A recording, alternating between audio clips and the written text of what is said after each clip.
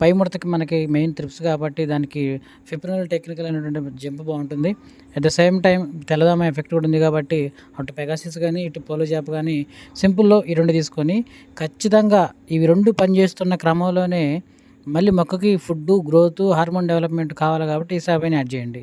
ఇక crop max మిగతాయి అసలు వేయవద్దు. ఇసాబియాను జంప్ కాంబినేషన్ తోటి అయితే ఇట్లా 2 సార్లు ఇట్లా ఉన్నప్పుడు ఇట్లా 2 సార్లు దీన్నే స్ప్రే చేస్తే బెటర్గా ఉంటుంది 5 రోజులకి 5 రోజులకి.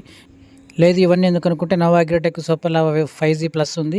ఇది కొడితే ఎక్సలెంట్గా ముడుచుకున్న అది కూడా మనకి పగిలి నీట్గా క్లియరెన్స్ వస్తుంది. రెండోసారి అప్పుడు జంపు ఇసాబియాన్తో వెళ్ళిపోవచ్చు.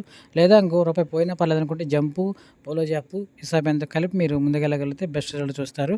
ఇది ఖచ్చితంగా పనిచేస్తుంది. ఇంతకు మించింది మరొకటి లేదు, అంటే ప్రాసెస్ లేదు. ఈ ప్రయత్నం చేస్తేనే బాగున్న మొక్కలు మరింత బాగుంటాయి. ఇవి మాత్రం చిన్నగా తిరిగి వాటిలో కలుస్తాయి. Thank you.